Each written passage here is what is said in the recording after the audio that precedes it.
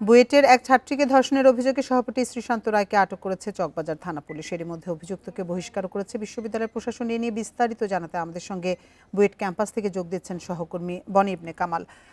বনি, শ্রীশান্ত রায়কে আটকের জন্য রাতভর ক্যাম্পাস তো উত্তাল ছিল। এই মুহূর্তে বুয়েট ক্যাম্পাসের পরিস্থিতি কেমন দেখছেন, এবং শ্রীশান্তকে আটকের পর তার ক্যাম্পাসের শিক্ষার্থীরা কি বলছেন?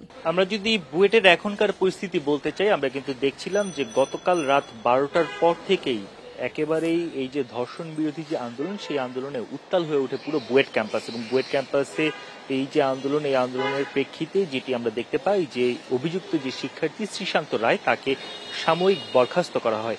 এবং সেই সাময়িক বরখাস্তের পর শিক্ষার্থীরা নিজেরা আসলে মামলা করতে চায়। তখন বিশ্ববিদ্যালয় প্রশাসনের পক্ষ থেকে জানানো হয় যে এই ঘটনায় বিশ্ববিদ্যালয় প্রশাসন নিজেই মামলা করবে, এবং সেই মামলাটি কিন্তু করা হয়েছে। এবং সেই মামলার প্রেক্ষিতে রাত 4টার দিকে শ্রীশান্তকে চকবাজার থানা পুলিশ এসে এখান থেকে আটক করে নিয়ে যায়। চকবাজার থানা পুলিশের সঙ্গে আমরা যোগাযোগ করার চেষ্টা করেছি। এখন পর্যন্ত আসলে তারা তেমন কোনো তথ্য আমাদেরকে দিতে পারছে না। তারা বলছেন যে অভিযুক্ত এখন আটক রয়েছে, এবং সেই প্রেক্ষিতে এই অভিযুক্তর কি কর্ম বা যে প্রাথমিক যে একটি তদন্তর বিষয়টি রয়েছে সেটি কিন্তু এখনো হচ্ছে।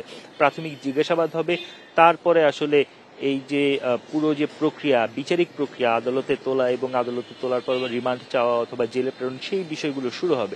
আমি যদি আপনাকে একটু শ্রীশান্ত রায় সম্পর্কে জানিয়ে রাখতে চাই, তিনি সামাজিক যোগাযোগ মাধ্যম রেডডিটে তার একটি প্রোফাইল রয়েছে। সেই প্রোফাইল থেকে তিনি নারীদের নিয়ে বিভিন্ন ধরনের কুরুচিপূর্ণ যে মন্তব্য, কুরুচিপূর্ণ স্ট্যাটাস, সেগুলো তিনি দিয়ে থাকেন এবং তিনি দিতেন।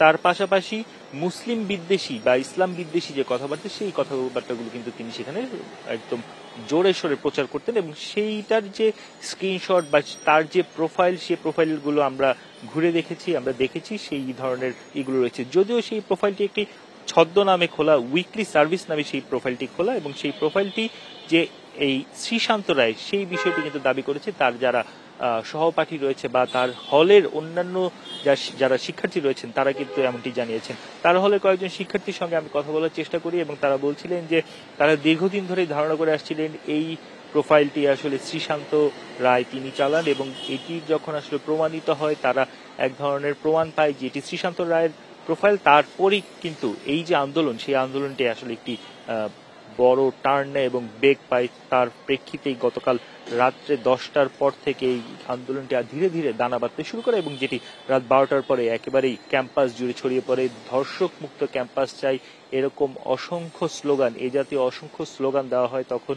এবং পুরো ক্যাম্পাসের শিক্ষার্থীরা দাবি করে যে শ্রীশান্তকে বহিষ্কার করতে হবে। তার প্রেক্ষিতে তাকে সাময়িক বরখাস্ত করা হয়েছে, কিন্তু শিক্ষার্থীদের এখন একটি দাবি রয়েছে যে শ্রীশান্তকে পূর্ণাঙ্গভাবে একেবারে যে চিরস্থায়ী বহিষ্কার, সেই বহিষ্কারটি করতে হবে, এবং সেই বহিষ্কার আদেশের অপেক্ষা কিন্তু তারা করছেন।